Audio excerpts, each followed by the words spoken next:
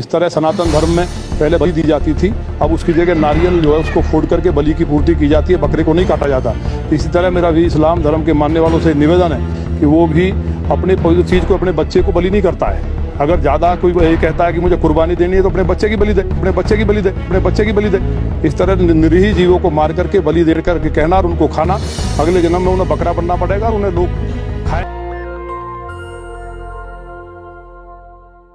नमस्कार, मैं मोहम्मद फैसल और आप देख रहे हैं नेशनल दस्तक। दोस्तों, बीजेपी के जो विधायक हैं या लीडरान हैं, जो इसके नेता हैं, उनकी भाषा कभी भी सुधरती नहीं है और इसमें गोदी मीडिया उनका साथ देने में पेश रहती है। ताज़ा मामला है लोनी के विधायक नंद किशोर का, जिन्होंने भड़काऊ भाषण दिया है। हालांकि गोदी मीडिया उसको विवादित बयान बोलता है, लेकिन मैं कहूँगा भड़काऊ भाषण है सरासर। उनका कहना है कि बकरा ईद पे जो हमारे मुस्लिम भाई हैं वो बकरों की कुर्बानी ना करके अपने बच्चों की कुर्बानी करें। तो आप सोचिए इनकी मानसिकता किस तरह की है, किस तरह से इनकी कुंठा इनके अंदर भरी हुई है, जहनियत इनकी कितनी ख़राब हो चुकी है। ये लोग कहते हैं कि बकरों की कुर्बानी ना देकर अपने बच्चों की कुर्बानी दें। आप समझ सकते हैं कि जिस तरह की इनकी जहनियत हो चुकी है, जिस तरह के आज समाज में इन लोगों ने जहर फैलाया हुआ है, वो सामने निकल कर आ रहा है। आगे उन्होंने कहा है कि मंदिरों में भी पहले कुर्बानी दी जाती थी, अब चूँकि कोरोना है जिसकी वजह से वो ख़त्म हो गई है, तो हम सिर्फ नारियल से काम चला रहे हैं। तो मुसलमान को भी चाहिए कि वो भी कुर्बानी ना करे और अपने बच्चों की कुर्बानी करे। और उनका आगे भी कहना था कि जो बकरा खाएगा वो अगले जन्म में बकरा पैदा होगा, इस तरह का उनका बयान था। उन्होंने ये भी कहा कि मैं लोनी में कुर्बानी नहीं होने दूंगा, ताकि क्योंकि उनका ये भी कहना था कि लोनी में अभी तक एक भी कोई कोरोना का केस नहीं है। हालांकि वो बात अलग है, अगर हम जांच करें तो वहाँ पे कितने कोरोना के केसेस हैं वो पता चल जाएगा, लेकिन उनका कहना है कि वहाँ कोरोना का एक भी केसेस नहीं है। तो इसलिए हम बकरों से कोरोना फैलने का डर है और हम कुर्बानी नहीं होने देंगे। जबकि जो हमारा कॉन्स्टिट्यूशन है वो हमें हर किसी को ये अधिकार देता है कि वो अपने रिलीजियस फ्रीडम के तहत, जो उसका धर्म है उसके तहत, वो अपनी जो उसके बिलीफ है उसके तहत वो अपनी पूजा या नमाज जो भी है वो कर सकता है।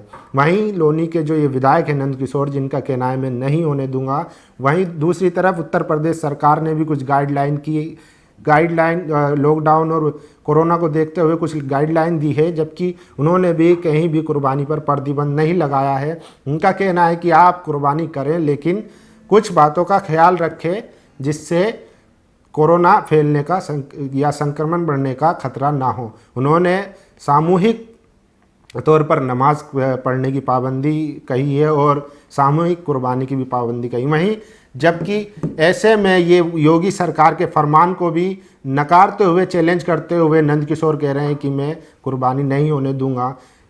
नंद किशोर का मामला आप जानते हैं, ये कितने तरीके कैसे विवादित विधायक रहे हैं। इनका कई चीज़ों में नाम आ चुका है, पुलिस वालों से बदतमीजी हो या प्रशासन से बदतमीजी। दिल्ली दंगों में भी इनका कई लोगों ने, जो शिकायत करता है उन्होंने, कई लोगों ने इनका नाम लिया है कि नंद किशोर भी दिल्ली दंगों में उनका भी अहम भूमिका थी। लेकिन प्रशासन ना तो इनके खिलाफ कोई कार्रवाई करेगा और ना ही कोई एक्शन लेगा, जबकि ये सरासर एक समुदाय की भावनाओं को आहत करने का है। कोई किसी के बच्चे की कुर्बानी कैसे मान सकता है? आप सोचिए, इनके खिलाफ ना तो कोई केस होगा, ना FIR होगी, ना कोई एक्शन लिया जाएगा। बड़ी ही अफसोस की बात है कि आज हमारे देश में किसी खास समुदाय के बच्चों की भी कुर्बानी मांगी जा सकती है और जो प्रशासन है वो कोई एक्शन लेने को तैयार नहीं है। जो प्रोग्रेसिव समझते हैं वो लोग भी इस पर कोई एक्शन नहीं लेंगे और एक समुदाय की दिल आज़ारी लगातार होती रहेगी। और लेकिन लोग इस बात को भी भुला देंगे। अब क्या नंद किशोर गुर्जर कानून से ऊपर हैं या वो कानून व्यवस्था से ऊपर है कि वो कुर्बानी नहीं होने देंगे? किस तरीके से उन्होंने इस तरह का बयान दिया, इस पर ना तो बीजेपी स्टेट की तरफ से कोई प्रतिक्रिया आई, ना उन्होंने माफ़ी मांगी है, बल्कि धड़ल्ले से वो कह रहे हैं कि मैं कुर्बानी नहीं होने दूंगा। ये पूरी खबर थी कि किस तरीके से जब अब चूँकि एक इनका मुसलमानों का त्यौहार आ रहा है, किस तरीके से उसको भी पॉलिटिसाइज कर रहा है, उस पर भी राजनीति हो रही है।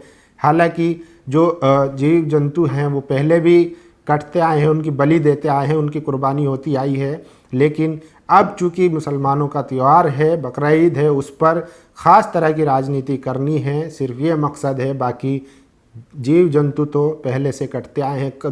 भारत में ऐसे तमाम लोग हैं जो खुद खाते भी हैं और उनकी बलि भी देते हैं, लेकिन वहाँ पर लोगों का मुंह नहीं खुलता जब खास समुदाय का, विशेष समुदाय का कोई त्यौहार होता है, या जिस तरीके इनको लगता है कि अब माहौल बिगाड़ा जा सकता है और किसी तरीके से माहौल को ख़राब करने की पूरी कोशिश है। लेकिन आप लोगों की इस पर क्या प्रतिक्रिया है, अपनी प्रतिक्रिया ज़रूर दें। नंद किशोर का ये बयान कहाँ तक जायज़ है और कहाँ तक उनका ये दुरुस्त है, जबकि जो स्टेट गवर्नमेंट है उसने खुद कोई ऐसी प्रतिक्रिया नहीं दी है, उसने खुद गाइडलाइन के तहत कुर्बानी करने की हिदायत दी है, जबकि इनका कहना है कि कुर्बानी ना करके अपने बच्चों की कुर्बानी दे। ये स्टेटमेंट का आपको कहाँ तक सही लगता है और कहाँ तक जायज़ है, आप अपनी प्रतिक्रिया ज़रूर दें। और ऐसी तमाम खबरों को देखने के लिए देखते रहिए नेशनल दस्तक।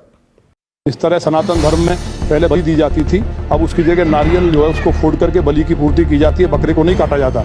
इसी तरह मेरा भी इस्लाम धर्म के मानने वालों से निवेदन है कि वो भी अपने पवित्र चीज़ को, अपने बच्चे को बलि नहीं करता है। अगर ज़्यादा कोई ये कहता है कि मुझे कुर्बानी देनी है तो अपने बच्चे की बलि दे, अपने बच्चे की बलि दे, अपने बच्चे की बलि दे। इस तरह निरीह जीवों को मार करके बलि दे करके कहना और उनको खाना, अगले जन्म में उन्हें बकरा बनना पड़ेगा और उन्हें लोग नेशनल दस्तक की आपसे गुजारिश है कि अगर इसको बचाना चाहते हैं तो नेशनल दस्तक को सब्सक्राइब करने के लिए रेड कलर के सब्सक्राइब बटन को दबाएं, फिर बेल आइकन की घंटी दबाएं। नेशनल दस्तक को बचाने के लिए बहुत जरूरी है कि हर खबर को शेयर करें, लाइक करें, कमेंट जरूर करें।